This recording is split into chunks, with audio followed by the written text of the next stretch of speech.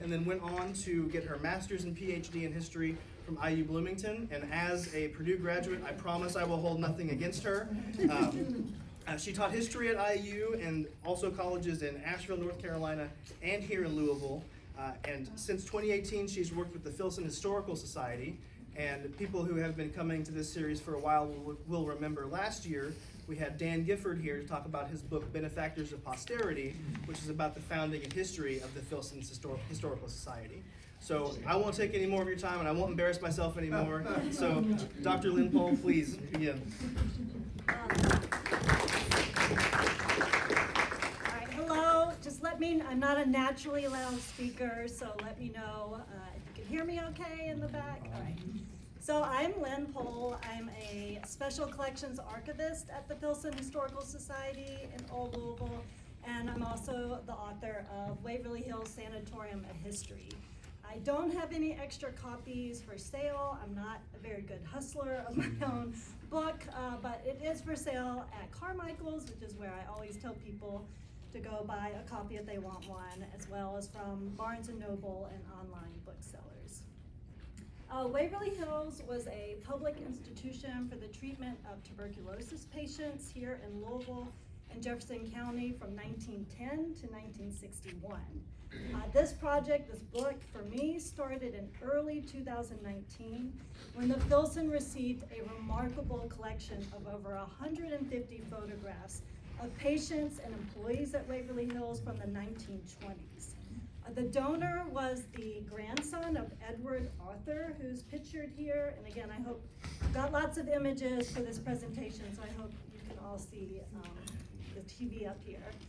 But Edward was, this Edward, not the donor, this Edward was a business manager at Waverly Hills through the 1920s after he was diagnosed with tuberculosis in the 19-teens. And it was very common for employees at Waverly Hills to have tuberculosis themselves. He met his wife Anna at the sanatorium. Anna, we think, was a nurse there, and they had 2 children. This last photo here at the bottom is taken in 1929, just a few months before Edward died of pulmonary tuberculosis in August. So again, he was actually 49 at the age, so a little bit older as a parent, but had his wife and 2 young children. I wanted to know more about the people in the photos that he had saved, so I started to do research. If you've ever looked online for information about Waverly Hills Sanatorium, you're bound to find information about what? Ghosts. Ghosts, lots of ghosts, lots of information about it being the most haunted place on earth. When I started to really dig into real sources, newspapers and photographs, public health records, I was surprised at how much I was able to find out about the sanatorium. There are no patient records from Waverly Hills. Those supposedly a lot were destroyed in the flood of 1937, and then the rest must have been destroyed after it closed. So maybe they'll be discovered buried somewhere, but there weren't the medical records that I had hoped to find there. However, I was able again to find much more than I thought I would, and it turned up a history that was far more rich and dynamic than I expected as well. Waverly Hills is often depicted as this very static institution, just this place where now ghosts inhabit and patients used to be there. What I'm struck by is how much it grew and changed over its 50-year history. So I'm going to focus today and take us through the different periods of its history, with plenty of time left over at the end for questions and answers. I started here with a graph. We're going to start in the early 20th century when tuberculosis ranked as the #1 cause of death in Louisville as well as in cities across the U.S. Kentucky consistently ranked #2 in per capita deaths from tuberculosis throughout the 20th century. Maybe that's in part because smoking rates were high and other lung issues were problematic in Kentucky, but it was always way up there. Back in 1882, Robert Koch, a German physician, had discovered the specific bacteria that caused tuberculosis. Before this point, most people thought tuberculosis was hereditary. They thought it ran in families. After this point, Koch's discoveries showed that it was contagious and that it spread through the spit or the sputum, I love that word, sputum, of patients with active cases. So for the first time, people are learning that these microscopic germs, invisible to the naked eye, are causing these major diseases. This is a very difficult thing for people at the time in the late 1800s and the early 1900s to wrap their mind or their brain around. In Louisville, we see the establishment of the Louisville Anti-Tuberculosis Association in 1905. It would later be called the Louisville Tuberculosis Association. This was a private organization, and one of its main aims was just to educate people about these new ideas about germs and contagion. So they would use handbills and pamphlets like you see, you can make out what's going on the right there, just to educate people about new health habits that people had not worried about before. Things like washing their hands, not sharing the same cup, not spitting in the street or on streetcars. Health reformers pushed Louisville to pass a law against spitting in the early 20th century, but health reformers throughout the next few decades complained incessantly about men and their promiscuous spitting in public spaces. So I don't know how much the law was able to do there. Another thing that the Louisville Anti-Tuberculosis Association did was help establish 2 tuberculosis sanatoriums in the early 1900s. The first was Hazelwood Sanatorium, which opened just north of what is now Iroquois Park in 1907. This was a private tuberculosis association for white patients in Kentucky and white patients only. The second sanatorium that the association pushed to open was supposed to be, and it would be, a public institution for the treatment of white and black patients for free, so they wouldn't have to pay if they were from Louisville and Jefferson County. This new sanatorium, which would become Waverly Hills Sanatorium, it would be funded by new public taxes, so new taxes on local residents, and it was run by, if you can make out, it's up here, the Board of Tuberculosis Hospital. So this was an independent board of white men who basically ran this institution. Their first job was to find a place to build this sanatorium. Everywhere they went in Jefferson County, residents rallied against them. They didn't want a big public tuberculosis association around their farms or around their houses. So eventually the board finds a piece of land in southwest Jefferson County. It was the Waverly Hill Estate, and there is a different spelling there. The spelling of Waverly Hill Sanatorium would evolve over time. But this was the estate of Major Thomas Hayes and his wife, Georgia Hayes. And they sold the land to the board, and that land, or that property, provided both the space high on a hill outside the city limits at the time, and also the name for the future sanatorium.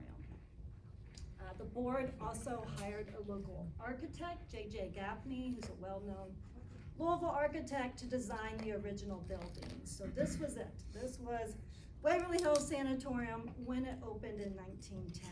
It consisted of this main stucco administration building and 2 pavilions, or 1 pavilion on each side.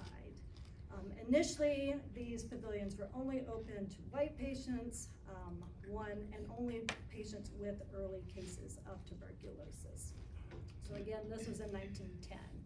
But in the years to come, we will see a tremendous expansion in the types of patients who are admitted to Waverly Hills, as well as the number of buildings and beds that they provide there. These are some of my favorite photos from that Edward Author collection. And here on the left, if you can make out, this just typifies for me what sanatorium life was like. We would all look at this photo on the left and just see a bunch of bored men in bed and standing around. Health proponents or sanatorium proponents at the time would look at this photo and say, This is a picture of an institution that is both preventative and curative. They thought that tuberculosis sanatoriums served a preventative purpose by quarantining or separating tuberculosis patients with active cases from the public, but they also saw them as curative. They very sincerely believed that if you provide patients, especially ones again with early cases, if you provide them fresh air, hearty food, a lot of rest, and nursing care, that would enable those patients to overcome that bacterial infection in their lungs. So again, this is the rationale behind building these types of sanatoriums throughout the US at this time. The Children's Pavilion, a Children's Pavilion, was built and opened in 1916. This was located right next to the Women's Pavilion, and the playground equipment became a popular spot for photos in this Edward Arthur photograph collection. This hospital opened in early 1913 at Waverly Hills, and it no longer exists today. It's located it was located a quarter of a mile downhill from that main administration building and those original pavilions. This is a hospital that opened for advanced cases, and this is to Waverly Hills' credit that they accepted advanced cases. There are many sanatoriums throughout the United States, especially private ones, that just said, no, we cannot take advanced cases, they're too much to care for, they rarely recover, it's too much of a responsibility. When this hospital opened in 1913, it opened with 50 patients, so 50 beds. There were 4 wards, and so that picture on the right is an open ward, and there was a ward for each of the wards was segregated by gender and by race. So this was open 2 more patients. On each side of the ward would be 2 porches, so 2 open air porches, again, because getting fresh air was so important. Within the first few years, the number of patients in this hospital had doubled to 100. So just imagine the wards being crowded and also many patients just permanently having their beds out there on the porches. Death rates at the hospital for advanced cases were high. In the first few years, a third of those who were admitted to this hospital died there. So this was not a pleasant place to receive care. And again, it's overcrowded. There was one big argument against this hospital even continuing to exist at the end of the decade was that number one, it was a fire trap. I mean, it was all wooden. And second was just its miserably crowded conditions. The superintendent said there was no place even for people to die. There were 4 bathrooms at that time, so that's 1 bathroom for every 25 patients. All of this, and remember, we're gonna come back to this building in about 10 minutes or so to talk about what happens with it. But all of these problems with the pavilions, original pavilions being so small, and all the problems with this wooden building are gonna lead to a big push to build a new sanatorium building. This is that new sanatorium building, the one that does still stand today. I was just talking with someone about how I flew into Louisville this past summer, and you could see it flying in. It's so huge, it's massive. This opened in 1926, so 100 years ago, and was monumental in a number of ways. And it was built right next to those original pavilions and that main administration building. One monumental thing about it was just this cost of $1 million, which for the time was a lot of money.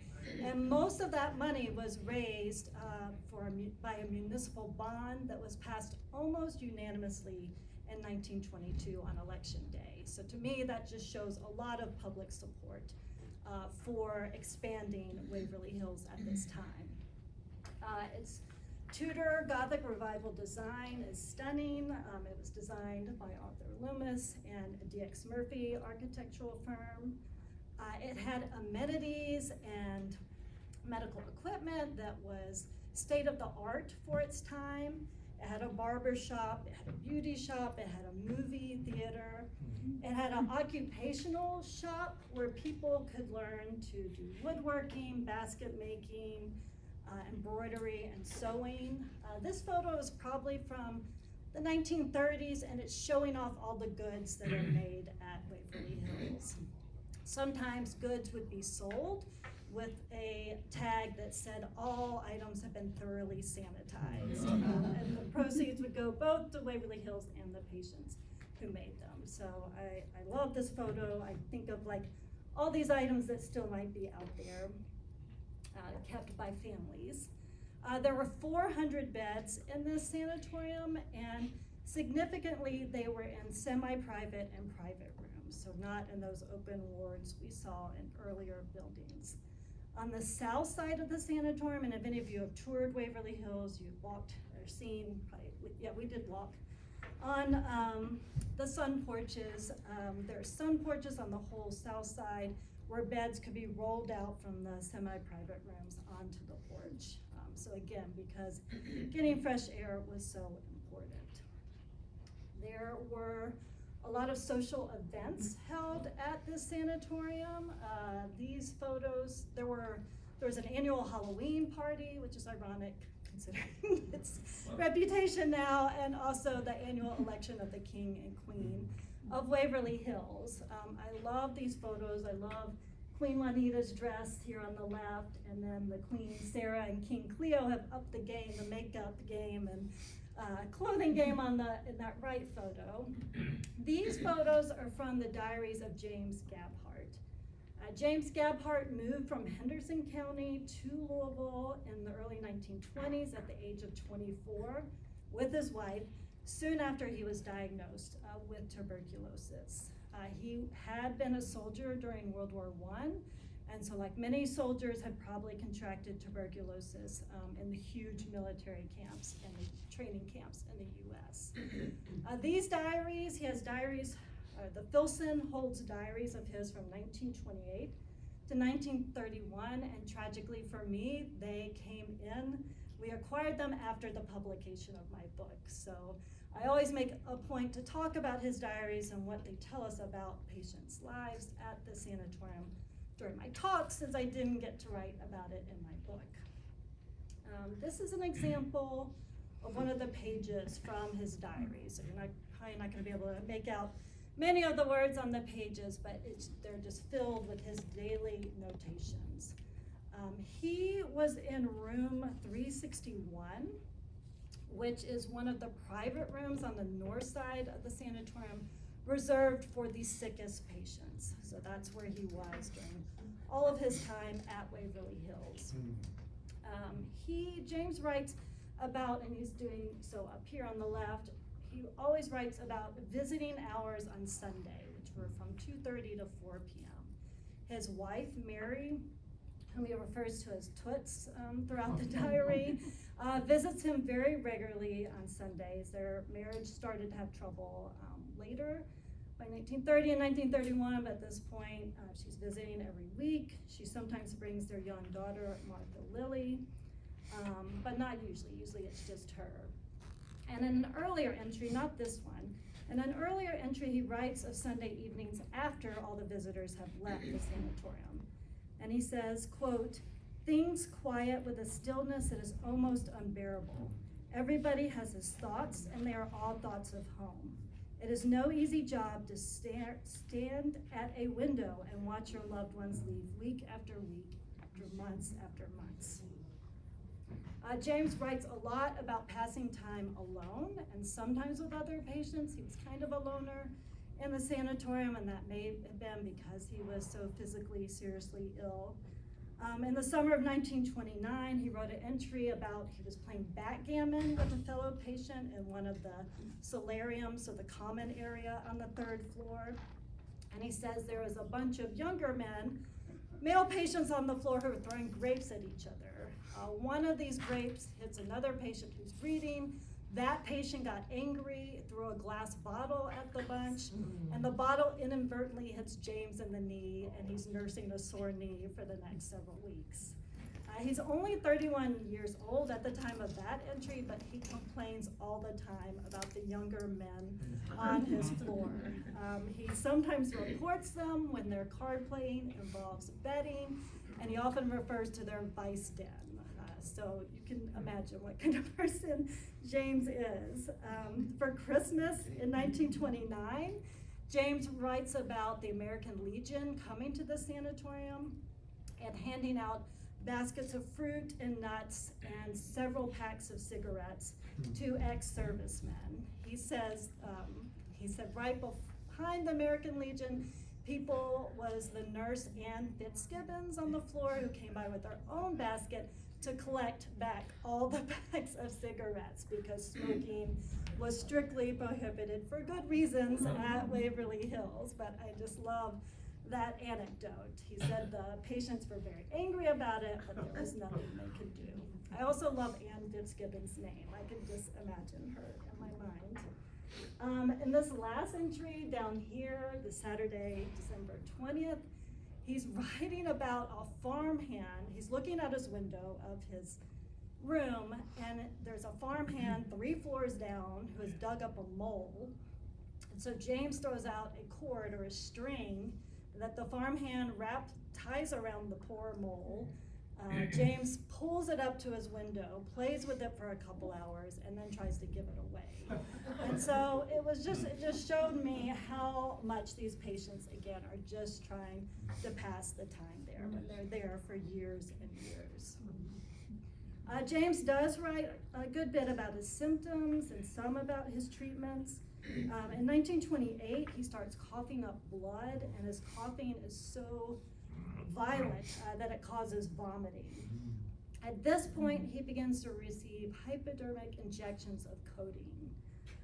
James writes in his diary, quote, "I don't like to be taking so much codeine, it is a child of morphine," unquote. He starts noting how many injections he gets a day in red ink. So when I finally figured that out with these diaries, that all these red ink notations were injections of codeine, that floored me a bit. They could be added up to as many as 150 a month. He himself did not undergo any major surgery at Waverly Hills, and he actually just writes about a few other men on his floor that do. And most of these men undergo what was called lung collapse therapy. One kind of lung collapse therapy was pneumothorax, when a physician would inject air into the chest cavity to cause the diseased lung to collapse, and just temporarily. It would later inflate after a couple of months, but would cause it to temporarily collapse. And again, I always have to explain the rationale here is one, that by collapsing that diseased lung, you prevent the bacteria from spreading to other parts of the body or to other people. There was also the theory that would allow that lung to heal from that infection. There was also a more extreme version of this therapy where a few ribs were removed from the patient. So this is a more interventionist and serious surgery. The patients were often not often because they didn't get it very much, but would be sent off-site to like St. Anthony's Hospital.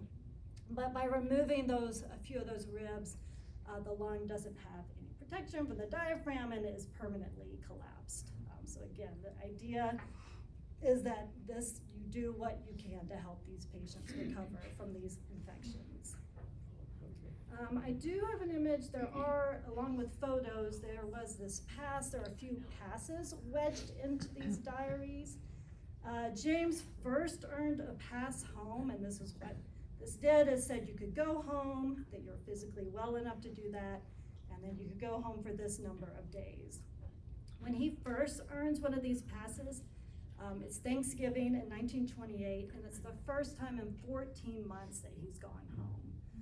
After that point, and this is from Christmas for 1928, after this point, he earns passes to go home for Thanksgiving, Christmas, Easter, and 4th of July more regularly. When he goes home, because he's still writing in his diary when he's home, he is out and about. I mean, he is going to the dentist, he goes to the insurance company, he goes to the Walnut cafeteria with his family. It's only when he starts to feel, and he always, every time he goes home, he always stays longer than the allotted days. He's not coming home after 3 days. It's when he starts to feel physically ill or gets a cold or feels like he's become a burden on his wife and his child that he wants to return to Waverly Hills. So that was interesting to me to see how he uses this passage to navigate breaks from the sanatorium and breaks of length of his choosing. In the fall of 1930, in his diary, things really start to decline. James writes that his physician at Waverly Hills thinks he is, quote, a dead man, and I know I am, unquote. He goes home for Christmas. This is during the Great Depression, the early part of the Great Depression. And when he goes home for Christmas, he finds out that his wife has been laid off from her job as accountant for L&N Railroad. So here she is, the main breadwinner of their family, also taking care of their child, and now having to go out, try to find a new job. So you can imagine how hard it is for families back in Louisville who have family members at Waverly Hills.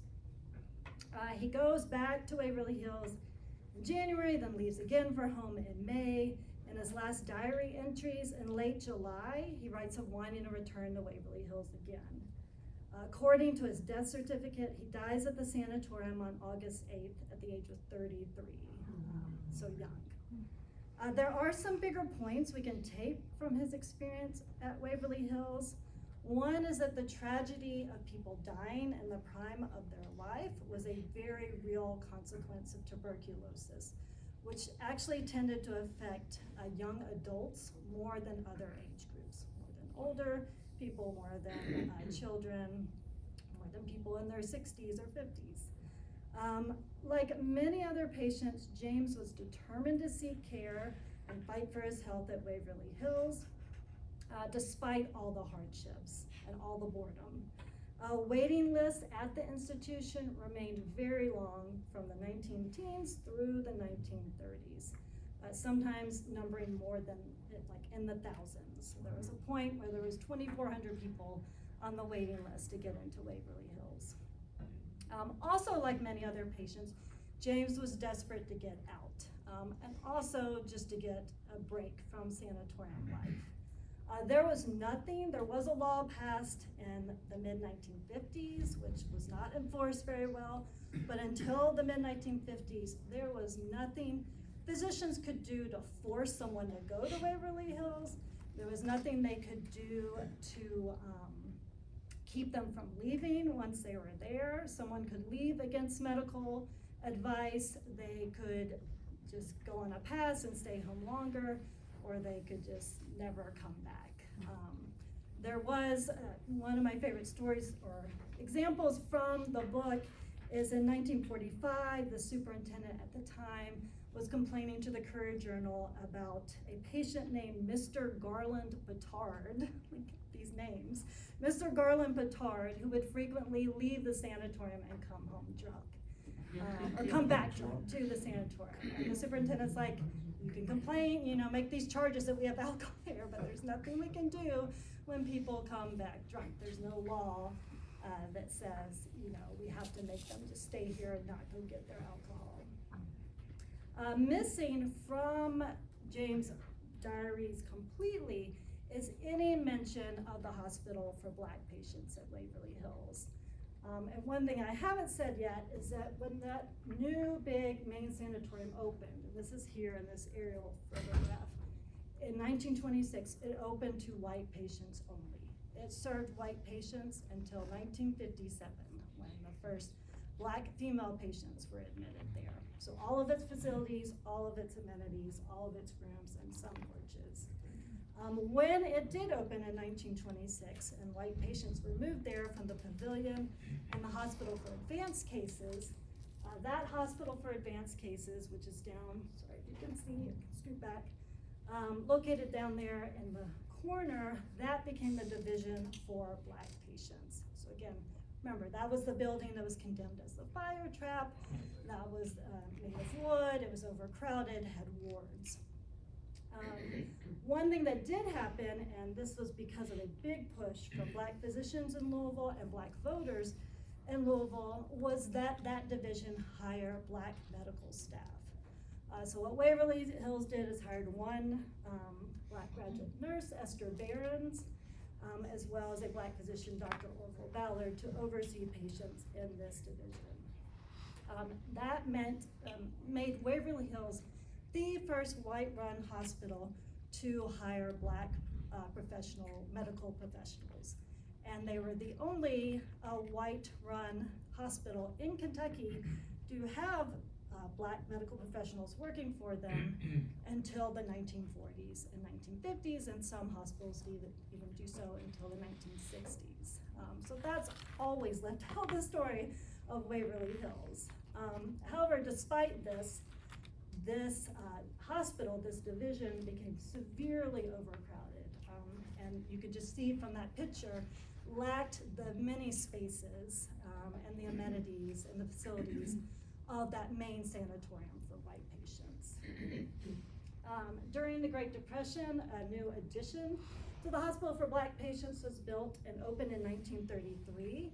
And this, to me, was striking because it was funded in large part by Black women's associations in Louisville. And it also showed how Waverly Hills was continuing to grow during the Great Depression. Waverly Hills reached a high of 500 patients in 1937 with around 250 employees. Many of those, again, lived at the sanatorium. So to me, those are striking numbers considering this is a time of widespread unemployment and economic problems. There was also a high number of children at the hospital during these years, as there were in the 19-teens and 1920s. In the 1930s, the Louisville Tuberculosis Association ramped up what it called its tuberculosis finding campaigns. So it would actively go out in the community, try to find tuberculosis cases, and then seek treatment for them. And what they started doing in the 1930s was surveying or giving children, school children, the tuberculin skin test. So they would go into the schools, give the tuberculin skin test. If that, and some of you may be aware of the skin test, you've had to do it for jobs or otherwise. If that skin showed any kind of a reaction, they would then x-ray the children. If x-rays of the children's lungs showed any indication of tuberculosis, if those children had been exposed to adults with tuberculosis in their households, or if those children had parents who were at Waverly Hills being treated, all of those reasons were reasons why children themselves would be taken to Waverly Hills. And here's an exception to the no patients were taken forcibly to Waverly Hills. The city could, authorities could put out an order to forcibly put a child at Waverly Hills if they deemed the family not fit to care for them. So that was a loophole there. And it's crazy for all of us, I think, today to look back and imagine, these children being treated en masse at Waverly Hills. Most of them showed no clinical symptoms of tuberculosis or no definitive diagnosis of tuberculosis. They were what were referred to as suspects, which is, again, a kind of dehumanizing term there to refer to children because they were suspected of having tuberculosis because of an exposure. So I've had all kinds of people email me and write me and like, my aunt was there in the 1930s. She was there as a child and never had tuberculosis, and just, again, trying to figure out the reasoning for that. This all brings us to the last period we're gonna talk about, which are the years during and after World War II. Again, a period of continued big changes to the institution. Some of this, I get a little teacherly here. I try not to put too much information up there, but I do want to give a list of some of the more significant changes. The first big one is that there's a change in management, that the Louisville and the Jefferson County Boards of Health merged in early 1942, And when they did that, they took over management of Waverly Hills Sanatorium as well as Louisville General Hospital, which later became U of L Hospital. When I did research at Louisville Metro Health Department, they had all the Board of Health meeting minutes there. They were like astounded. They're like, we ran Waverly Hills Sanatorium, like didn't even know about that part of their history. So you can only imagine what the Board of Health is trying to juggle at this time, all public health issues and programs, as well as running the two biggest medical institutions in Louisville. So it's a lot on their plate.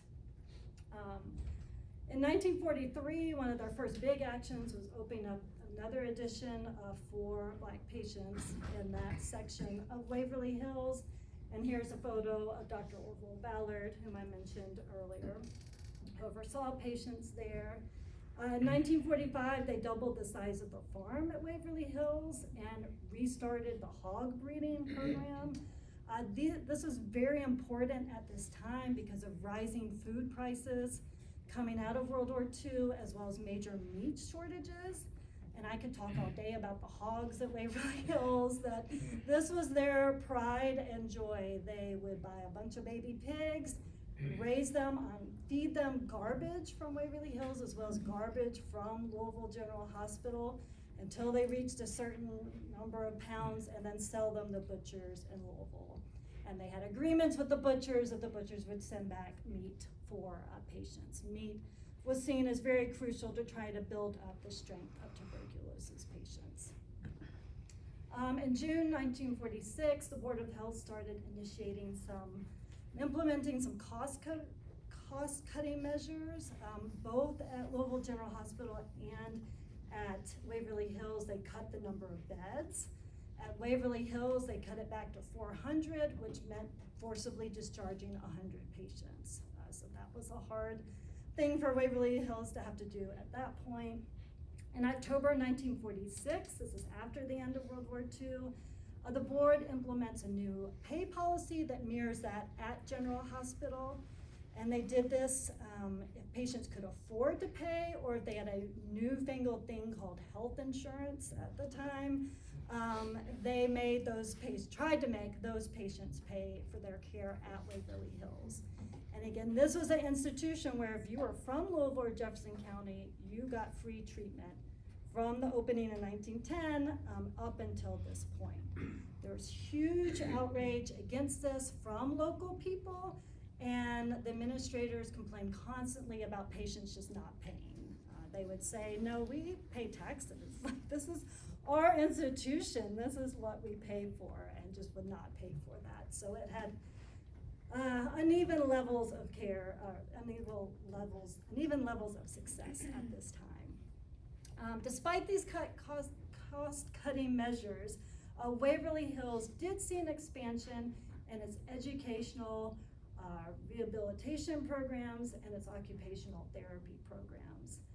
These were programs where patients could learn to type, they could get their high school degree, and they could do vocational training. One example was Rosetta Squires, pictured here on the left.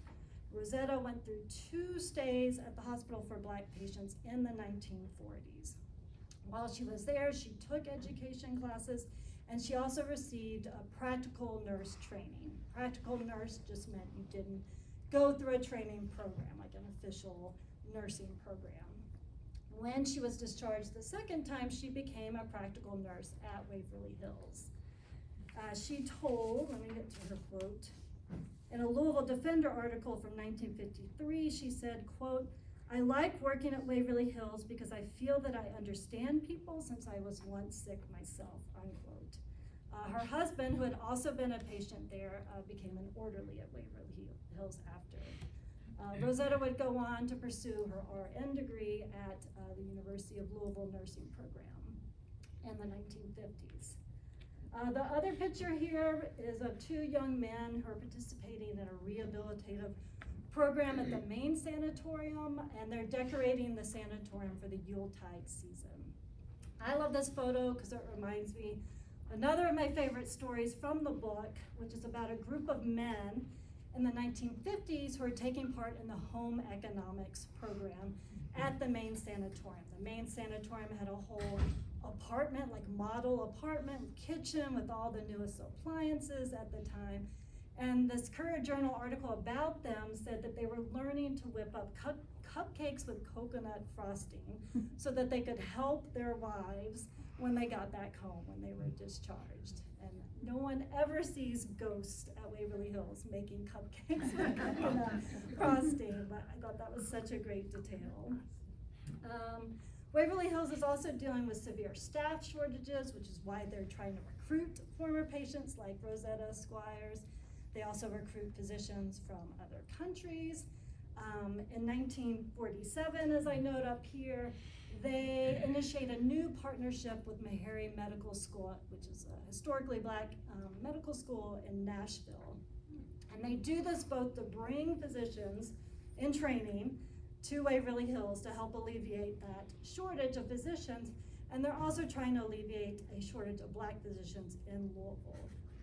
And indeed, these are photos of just some of Louisville's most prominent physicians who trained at Meharry, did the program at Waverly Hills, went off to do residencies, and then came back to Louisville to work. Dr. Grace M. James, she has a JCPS school named after her. She and Dr. Orville Ballard were the first Black physicians appointed to University of Louisville Medical School and General Hospital staff. So again, not until 1953 isn't that public medical school and hospital being desegregated with Black physicians. Dr. William Moses was the first certified Black surgeon in Kentucky, and Dr. Jesse Bell had a long career in public health both at Waverly Hills and at public health clinics. I don't know if any of you know Dr. Morris Weiss Jr. He is a retired physician here in Louisville, also a local medical historian. He said, and again, I don't have evidence for this, but he said that Dr. Bell was the first person, first of all, that Dr. Bell had tuberculosis himself, and that he was the first person at Waverly Hills to receive the new antibiotic streptomycin. Streptomycin became available toward the end of World War II and after World War II, and it was hoped that it would be this magic bullet that would rid patients of tuberculosis. However, people had adverse reactions to it. They could also build up a resistance to it. So Waverly Hills, like sanatoriums across the US, participated in the development of a more effective multi-drug therapy, and this is typical treatment for today still for tuberculosis, that you take a mix of drugs over a long period of time to try it again, rid your body of that bacteria. So it did work eventually for those who didn't develop a resistance to that as well. 1956 was the first time that this multi-drug therapy was available on an outpatient basis, meaning you wouldn't even have to get admitted to Waverly Hills. And it is at this point, and this is pretty late, 1956, it's at that point that we see for the first time a steady decline in the number of patients at Waverly Hills since its opening. This brings us to one of our last slides of a sparsely populated sun porch in the main sanatorium. This picture was in the Courier Journal in 1960. By this point, Waverly Hills had about 70% of its beds filled. It still had a multitude of buildings, a huge amount of acreage, and this Board of Health had been trying for years to unload Waverly Hills on the state agency, the Kentucky State Tuberculosis Hospital Commission. This state agency already ran 5 hospitals across Kentucky for tuberculosis patients, so it made sense that they would also take over Waverly. One of the hospitals the state agency operated was Hazelwood Sanatorium, which I mentioned earlier. They took that hospital over in 1920. In 1960, the agency says, we are closing Waverly Hills and we're gonna transfer all those patients to Hazelwood. And they were doing this big, spending all this money on this big renovation at Hazelwood to accept these new patients. Again, a huge uproar in the newspapers from former patients, current employees, and local people begging Waverly Hills to stay open. And a lot of this was just people who had this kind of connection, and felt ownership of this institution. However, the last patients were transferred out in June 1961. Hazelwood Sanatorium itself would close in 1971, so not that much longer after. And those closures marked the end of an era for these tuberculosis sanatoriums. We're going to end here with a graph that, this is a graph of the number of tuberculosis deaths in Kentucky. And you can see that there is a massive decline over, and this is basically the time period that Waverly Hills was open. So this graph runs from 1910 to 1960. And you can see that much of that decline in the deaths predates the multi-drug therapy becoming available, predates much of, a good part of that history. One thing I do want to say is that Waverly Hills did not have 50,000 to 80,000 deaths at that institution. That is what is repeated over and over again on websites, by paranormal documentaries. Every year at Halloween, the local news says Waverly Hills, where 63,000 people died, and it's just not physically possible for that to have happened. In the conclusion of the book, I talk about the evidence we do have for the number of deaths at Waverly Hills. We do have documentation for almost 3/4 of the years, showing almost 3,500 deaths, which means the total number is probably not higher than 5,000 or 7,000. This is a much lower number, but it should in no way diminish the painful fact that these were individuals who died away from loved ones. Many of them were young adults. Many had young children. I just don't feel like you have to sensationalize this history, to make it tragic and scary. It was a very scary history. I've had so many people since the publication of this book who have emailed me and I've talked with, who are just trying to figure out what a family member's experience was like there, or what their family member's connection was to Waverly Hills. It is my hope that that sanatorium building that still stands today can serve as this physically powerful way to tell the stories of these individuals who fought not just for health, but also access to health care, to Waverly Hills in the face of one of history's most devastating diseases. So thank you for listening, and yes, if you have questions, I am more than